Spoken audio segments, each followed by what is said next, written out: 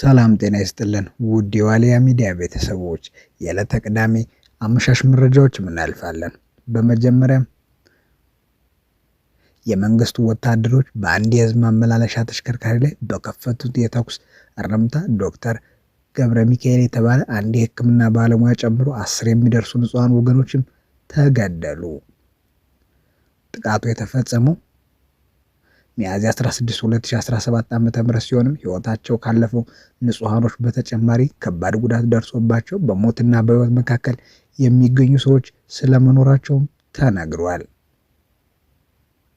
በሸዋ ጠቅላይ ግዛት መራቤቴ አውራጃ ከዓለም ከተማ በቅርብ ርቀት ማግስ ቀበሌ ልዩ ስሟ መሳለሚያ በተባለው ሚያዝያ 16 የመንግስት ወታደሮች በአንድ የህዝብ ማመላለሻ ሚኒባስ ላይ በከፈቱት ድንገተኛ የተኩስ እርምታ ዶክተር ገብረ ሚካኤል ወልደ አማኑኤል የተባለ አንድ ወጣት የሕክምና ባለሙያ ጨምሮ 10 የሚደርሱ ንጹሃን ወገኖች ሲገደሉ በርካቶች ደግሞ መቁሰላቸውን ለማረጋገጥ ተችሏል። ወታደሮቹ መንገደኞቹን ከዓለም ከተማ አሳፍሮ ሲጓዝ የነበረ ሚኒባስ ላይ የተኩስ እርምታውን የከፈቱት ጠዋት 2 ሰዓት ገደማ ላይ ነው ተብሏል። የመንግስት ወታደሮች በፈጸሙት ጥቃት ህይወታቸው ካለፉ ንጹሃኖች መካከል አንዱ የሆነው ዶክተር ገብረ ሚካኤል ወልደ አማኑኤል በዓለም ከተማ እናት ሆስፒታል ከፍተኛ የሕክምና ባለሙያ እንደነበረም ጣቢያችን ለማወቅ ችሏል። በተጨማሪም አንድ የ1 ዓመት ህፃን ልጅ በጥቃቱ መገደሉንም የጠቀሱት የመረብ ሚዲያ ምንጮችም አጠቃላይ የሟቾቹ ቁጥር 10 ይደርሳልም ሲሉ ተናግረዋል። ምንጮቻችን አክለውም በጥቃቱ ህይወታቸው ካለፉ ንጹሃኖች በተጨማሪም በርከት ያሉ ሰዎች ከባድና ቀላል ጉዳት እንደደረሰባቸውም ጠቅሰው በዓለም ከተማ እናት ሆስፒታል የሕክምና ክትትል እየተደረገላቸው ይገኛልም ብለዋል።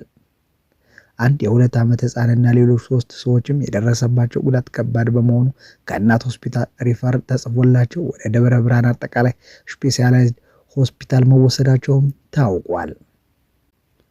ወደ ቀጣይ መረጃ ስናልፍም በዘመቻ አንድነት ጎንደር ግንባርም የአማራ ፋኖ አንድነት በጎንደር የአርበኛ ክፍለ ጦርም ከ4 አቅጣጫ ለወረራው የዘመተውን የጠላት ኃይልን በመዋጋት ድል አስመዝግቧል።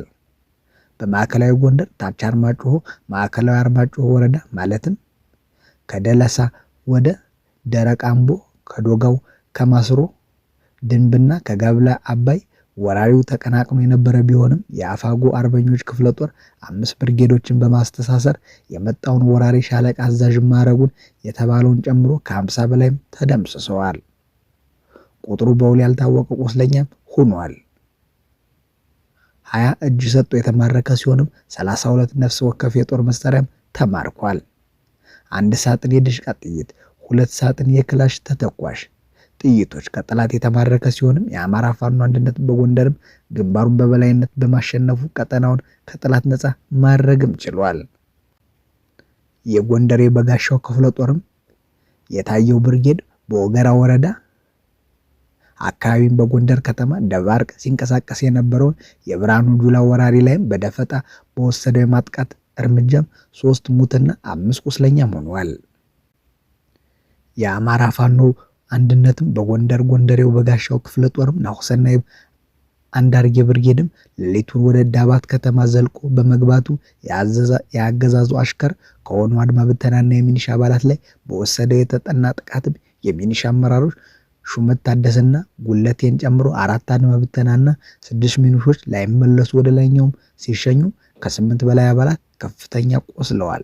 ዳባትና ጎንደር ሆስፒታል የገቡ ሲሆን ሕክምና ቢደረግላቸውም ከሞት እንዳልተረፉ ምንጮቹ ገልጸውልናል። የተቀሩት ደግሞ ተኩላ እንዳየበግም ደንብረው ለዛሬው ከፋኖ ሞትም አመልጠው ጉድጓድ ውስጥም ውለዋል። በሻለቃው ዋናው ሙሃይ የሚመራው ናሁሰናይ አንዳርጌ ብርጌድም የፋኖ አባላት የተሳካ ኦፕሬሽን በአገዛዙ ወንበር አስጠባቂዎች ላይ ሰርተው ወደ ቀጠናቸውም ተመልሰዋል ሲልም ይገልጻል የአማራ ፋኖ አንድነት በጎንደር። ወደ ቀጣይ መረጃ ስናልፍም ከጦርነት የሚሸሹ ሱዳናውያን በህይወት ለመቆየት ከሰልና ቅጠል እየበሉ መሆኑን ተናገረ። የሚላስ የሚቀመስ ያጡ ሱዳናውያን ተፈናቃዮች ነፍሳቸውን ለማቆየት የዛፍ ቅጠል እና ከሰል እየበሉ መሆናቸው አንድ የእርዳታ ድርጅትም ለቢቢሲ ተናገረ። በኤልፋሽር ከተማ አቅራቢያ በሚገኝ የተፈናቃዮች ካምፕ ላይም ከተፈጸመው ጥቃት ተርፈው የሸሹ ሰዎች ምግብ ለማግኘት ባለመቻላቸው ነው ያገኙትን ለመብላት የተገደዱትን ብለዋል። እየሰማን ያለነው ታሪክም በእውነት በጣም የዘገነነ ነው ሲሉም የናይጄሪያውን ሬፊዩጅ ካውንስልም ኃላፊ ናው ታይለርም ለቢቢሲ ኒውስ ዴ ፕሮግራም ተናግረዋል። ሰዎች ወደ ታውሊ እየሸሹ ነው፣ ነገር ግን እንደደረሱ ህይወታቸው እያለፈ ነው ሲሉም ኃላፊው አክለው ተናግረዋል። አንዳንዶቹ እጅግ በሚያቃጥል ሙቀት ከዛም ካምፕ የተነሳው 40 ኪሎ ሜትር ሲጓዙ መንገድ ላይ ውሃ ጥም ምክንያትም እየሞቱ ነው ብለዋል። በኤልፋሽር እና ታዊላ መካከል ባለው መንገድ ላይ የወደቁ አስክሬኖች እንዳሉም ታሪኮችን እየሰማን ነው ብለዋል። ያነጋገርናቸው ቤተሰቦች ብቻውንም ከኤልፋሽር ተነስታ ስትጓዝ የነበረች ሴት ልጅም በጉዞ ላይም በተደጋጋሚ የመደፈር ጥቃት እንደተፈጸመባትና